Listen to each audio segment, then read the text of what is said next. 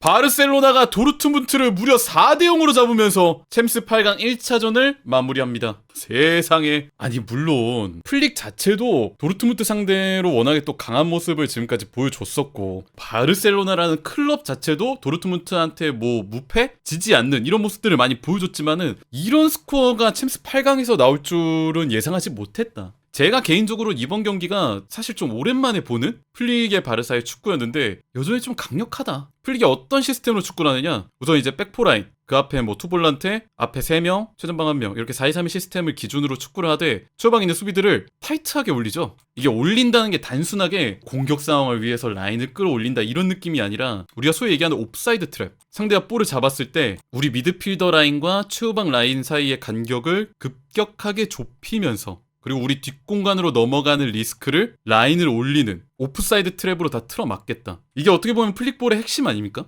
실제로 오늘 경기에서도 그것들이 제대로 작동을 했었죠. 전반적으로 이제 경기 내용을 보면은 기라시가 이 오프사이드 트랩에 뭐라고 해야 될까, 유독 좀 적응을 못하는 그런 장면들이 꽤 많이 나왔는데, 침투하는 타이밍을 놓쳐서 상대 최후방 라인보다 훨씬 뒤에 있거나, 아니면 그 타이밍을 잡으려고 또 뒤로 빠지면은 또 상대 센터백들에게 묶여가지고 고립되거나, 이런 장면들이 좀 내내 반복되는 모습을 보여줬습니다. 이런 식으로 가운데서 기라시가 묶이니까 도르트문트가 전반적으로 팀이 어떻게 좀 득점을 해야 될지, 골을 어떻게 넣을지, 경기를 이길지, 이거에 대한 플랜을 끝끝내 못 찾았던 경기라고 생각해요. 반면 플릭의 바르사는 시스템이 확고했죠. 수비할 때는 이렇게 옵사이드 트랩으로 틀어막는다. 그리고 공격할 때는 어떻게 하느냐, 우선 이 백포라인에서 발데가 올라갑니다. 이 하피냐가 있는 왼쪽으로 올라가요. 그리고 후방에는 이니고 마르티네스, 파우 쿠바르시, 쥘 쿤데, 이 3명이 남고요. 쿤데는 부분적으로 올라가지 기본적으로는 백스리가 됩니다. 그리고 3선에는 더용 혼자만 남고 페드리도 이 왼쪽 지역에 가담을 해요. 그러면 왼쪽에는 하피냐, 발데, 페드리 3명이 위치하죠. 그러면서 가운데는 페르민, 오른쪽에는 라민 야말이 혼자 위치합니다. 자, 이게 바로 플릭의 공격 상황에서의 핵심 전술이에요. 뭐냐? 이 왼쪽 채널에는 하피냐, 발데, 페드리 3명이 위치하면서 링크 플레이를 위주로 플레이를 하되, 오른쪽에는 라민 야말 혼자 두면서 아이솔레이션 상황을 만들어주겠다. 같은 측면 공격인데도 어떻게 공격을 풀어나갈지, 이거에 대한 플랜이 완전히 다릅니다. 예를 들어서 뭐 하피냐가 볼을 잡으면은 발데가 지원을 가고 페드리가 붙어주고 이러지만은, 야말이 측면에서 볼을 잡으면은 선수들이 지원을 가기보다는 혼자 있는 야말이 볼을 잡고 드리블로 뚫어주거나, 아니면 볼을 뭐 툭 띄워서 절묘한 크로스를 올려주거나, 이거를 기다려요. 공격에 대해서 접근하는 방법이 이 양쪽 채널이 완전히 다르죠. 그러면서 뭐 중원에서는 더용이 좀 쓸어주고요, 중앙에서는 페르민이 왔다 갔다 하면서 연결고리 역할을 하거나 중앙 타격을 노리는, 물론 이제 양쪽 채널에 비해서는 페르민의 부분은 조금 아쉽긴 했습니다만, 제가 볼 때는 개인적으로 이날 바르셀로나가 4대0이라는 압도적인 스코어로 도르트문트를 깨뜨린 거? 이거는 잘하는 선수들 너무 많습니다. 너무 많은데 정말 야말의 지분이 굉장히 컸다고 생각을 해요.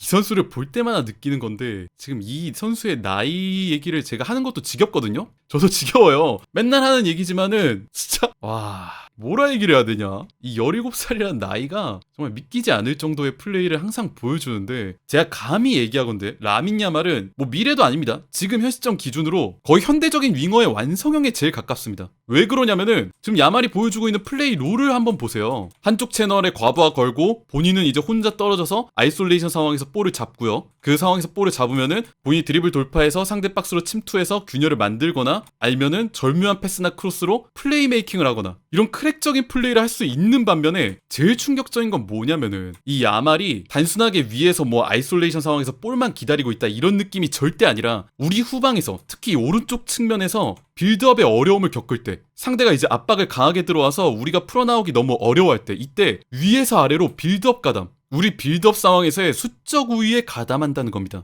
예를 들어 볼게요. 바르셀로나가 이렇게 백스리 빌드업을 할 때 더용이 오른쪽에 살짝 붙고 쿠바르시, 쿤데가 이렇게 붙고 도르트문트가 압박을 이렇게 해온다고 할 때, 바르셀로나의 빌드업 상황이 오른쪽 측면에 좀 갇히잖아요. 이렇게 측면으로 몰린 상황에서 사실 풀어나온 게 그렇게 쉽지가 않거든요, 아무리 바르셀로나라도. 근데 위에서 야말이 내려옵니다. 측면 터치라인을 타고. 그러면서 어떻게 전개가 되느냐, 쿤데가 뭐 더용한테 주고 더용이 야말에게, 그 사이에 쿤데는 앞으로 뛰어가고요. 더용의 패스를 받은 야말이 그대로 쿤데한테 찔러주면서 쿤데가 쭉 올라가는, 그러면서 야말은 또 터치라인을 타면서 쿤데에게 리턴을 받기 위해 측면 터치라인을 타고 올라가는, 이런 그림이 나오죠. 방금 제가 설명해드린 것만 해도 아이솔레이션 상황에서의 공격 능력, 파이널 서드 올라갔을 때의 플레이메이킹, 빌드업 가담, 참 뭐라 해야 되냐, 이게 하나도 빠짐없이 아이솔레이션, 플레이메이킹, 빌드업 가담, 이 키워드가 전부 다 현대축구에서 너무 중요한 키워드들이잖아요. 이거를 이 어린 나이에 다 해주고 있다, 라민 야말이. 정말 저도 믿을 수가 없는데, 그거를 지금 증명하는 게 오늘 경기에서 야말이 이제 집계된 공격 포인트는 1골이 다긴 했는데, 오늘 만들어낸 득점 중에서, 그러니까 바르셀로나가 만들어낸 득점 중에서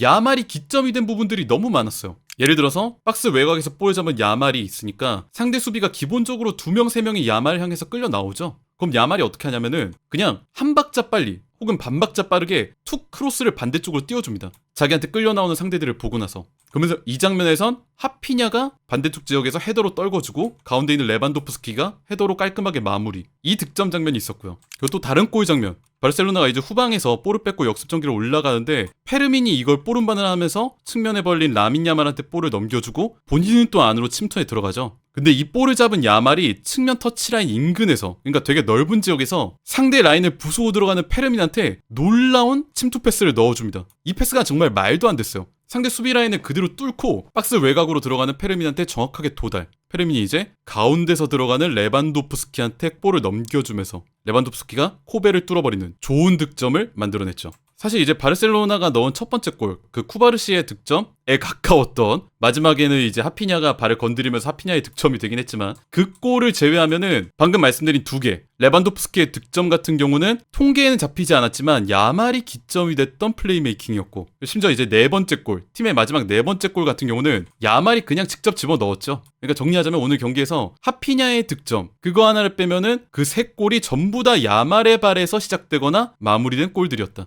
특히 이렇게 측면에 벌렸을 때 이 선수가 빌드업 관여도 해, 볼도 풀어줘, 압박도 풀어줘, 올라가면은 크로스, 컷백, 아니면 본인의 드리블 돌파, 박스 타격까지 정말 모든 걸 다 하는 윙어라고밖에 설명을 할 수가 없어요. 그것도 17살이. 야, 이러니까 지금 라민 야말 때문에 전 세계 모든 어린 선수들에 대한 기준이 확 높여졌다, 이런 얘기가 나오는 거야. 야말이 저러는데 너는 뭐하냐, 이런 얘기가 나온다니까, 진짜로. 예를 들어 20살 선수, 21살 선수한테 야, 라민 야말은 지금 17살인데 너는 뭐하냐. 아니, 20살, 21살도 어린 거거든요?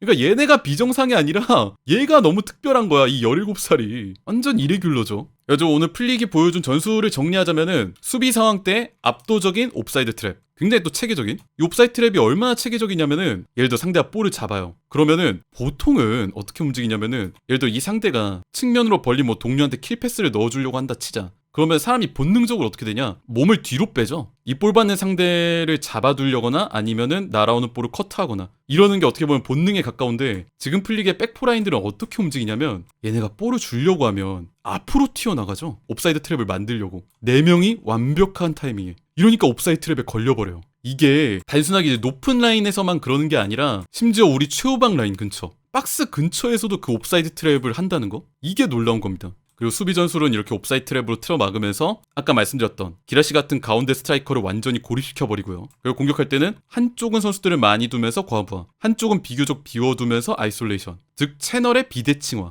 이렇게 노리면서 이제 측면 위주의 공격을 실행을 하는데 정말 좋았습니다. 이날 경기 내용도 그렇고 스코어도 그렇고 정말 만족스러운 경기였는데, 바르셀로나 입장에서 굳이 정말 하나만 꼽자면 이 가운데, 그 참 뭐라 해야 될까, 그런 건 있어요. 하피냐도 위협적으로 움직이고, 심지어 이제 패들이 붙고 발대 붙으면서 측면 터치라인에서 이제 플레이메이킹하고, 뭐 라민 야말이야 잡았을 때 기본적으로 이제 선수 2-3명 끌어가고, 이러니까 이 수비 라인이 좀 벌어지죠, 간격이 좌우로. 그러면서 누가 좀 자유를 얻는 경우가 많았냐면은 가운데 있는 이제 페르민이 자유를 얻는 그림들이 꽤 나왔습니다. 가운데에서 좀 뭐라 해야 될까, 굳이 얘기하자면 이 측면 채널들의 그런 파괴력에 비해서 이 가운데 채널의 파괴력을 조금 더 보완하면 좋을 것 같다. 사실 이것도 뭐 굳이 얘기한 겁니다. 전체적으로 좋았어요. 솔직히 얘기하자면 오늘 도르트문트와의 경기는 수준이 너무나 좀 많이 차이나는 느낌이었다. 바르셀로나랑 도르트문트가. 뭐 플릭이 이제 도르트문트 상대로 승률 100%, 감독 커리어 내내 한 번도 진 적이 없다. 그리고 바르셀로나라는 클럽 자체가 도르트문트한테 한 번도 진 적이 없다. 이거를 감안하더라도 지금 챔스 8강 1차전에서 4대0 스코어가 나올 줄은 나는 몰랐지. 그리고 전반적으로 이제 도르트문트가 볼 때는 그냥 어떻게 골을 넣어야 될지, 우리가 올라가야 될지에 대한 해답을 끝내 못 찾았고, 바르셀로나는 뭐 특이한 전술을 준비한 것도 아니고 평소에 하던 축구, 플릭이 선수들한테 이제 강조하면서 정말 장인 정신으로 깎은 그 축구, 그걸로 그냥 압도적으로 이겨버렸다. 평소 하던 걸로. 그래도 바르사 옵사라인 한 번을 뚫고 한 골은 넣을 줄 알았다. 근데 바르셀로나 옵사이드 트랩은 레알도 못 뚫었어요. 이 장인 정신으로 깎은 옵사이드 트랩은 음바페도 못 뚫었어. 엘클라시코 때 음바페가 옵사이드를 몇 번을 걸렸더라? 되게 많이 걸렸었는데. 내가 볼 땐 이 옵사이드 트랩은 진짜 장인 정신이야. 아니 소름 돋는 게 뭐냐면은 이 백포 라인에서 나중에 후반전에 아라오 들어오거든요? 근데 내가 소름 돋았던 거는 교체해가지고 아라오가 들어왔는데도 그 옵사이드 트랩이 작동을 한다는 거. 그 라인을 맞추면서 선수들이 움직인다는 거. 대체 플릭은 훈련 때 얼마나 이거를 깎는 건지 세상에 내가 경악을 했습니다. 심지어 교체로 들어온 선수도 바로 적응해서 트랩을 만들어. 참 변태 아니냐고요? 근데 감독은 좀 변태여야 돼. 좋은 의미에. 진짜 옆에서 볼 때는 사이코처럼 느껴지는 변태여야지만 이런 전술적인 감독이 될 수 있다고 저는 생각해요. 물론 좀 그런 거는 있죠. 오늘 경기에서 나온 득점에 대한 그런 기여도 아까도 설명을 들었지만은 수비는 뭐 그렇다 치자고 옵사이드 트랩으로 전부 다 틀어막고 심지어 이제 수비 라인하고 이제 미드필더 라인 사이 이 포켓 공간 이거를 극단적으로 좁혀버리면서 상대 이제 가운데 자원들의 움직임도 봉한다 치자고. 근데 공격 상황 때는 오늘 경기에 이제 기여도만 봐도 알겠지만은 이 야말에 대한 의존도가 생각보다 클 수 있다. 제가 내가 17살 선수한테 이런 말을 하게 될 줄은 몰랐는데 관리 잘해줘야 될 것 같다. 이 야말에 대해서. 얘한테 지금 아이솔레이션 상황 주고 플레이메이킹 맡기고 심지어 크랙 플레이까지 요구하는 거? 사실 공격 상황을 자세히 뜯어보면은 그러니까 시작점을 봤을 때 야말이 기점을 뚫어주는 경우가 대부분이죠. 현재 바르셀로나는. 물론 이제 하피냐가 변수 창출하는 경우도 있지만은 지금 단계에서는 야말이 좀 더 많은 것 같기는 해요. 이 공격 상황에서의 야말의 존재감이 워낙 크다 보니까 이 선수 개인이 좀 부상을 안 당하게 조심할 필요는 있을 것 같다. 참 내가 17살 선수를 보고 이런 생각을 그래 얘기 잘 해주셨네. 한 명이 지금 3명 인분을 한다. 플레이메이킹을 해, 역습도 해, 골 결정도 해. 이거를 얘가 지금 3인분을 해주고 있다. 이러니까 측면에서 라민 야말 볼 잡았을 때 기본적으로 2-3명이 튀어나오죠. 뭘 할지를 모르니까. 드리블을 돌파할 수도 있어. 컷백을 넣을 수도 있어. 심지어 크로스도 반박자 빠르게 하죠. 예상치 못한 타이밍에 툭 하고 반대쪽으로. 이러니까 견제를 할 수밖에 없지. 그러니까 이런 존재감을 가지고 있는 선수가 있을 때 얻을 수 있는 이점이 뭐예요 우리가? 이런 선수가 그냥 측면에서 볼 받아서 잡고만 있어도 상대를 끌어가 준다는 거잖아. 그러면 누가 자유를 얻어요? 페르민 중앙지역에서. 이러니까 무서운 거죠. 그저 잡기만 해도 동료가 자유를 얻는다는 거. 그래서 중앙지역에서의 공격력이 조금만 더 살아날 수만 있다면 야말한테 끌려가고 가운데서 마무리하는 장면들 이것도 많이 나올 수 있지 않을까. 어쨌든 오늘 경기에서 바르셀로나가 도르트문트를 4-0으로 잡으면서 깔끔하게 8강 1차전을 마무리했는데 나왔던 장면들 그런 것들을 잘 복기를 하면서 또 앞으로도 좋은 축구를 보여줄 수 있기를 바라보겠습니다.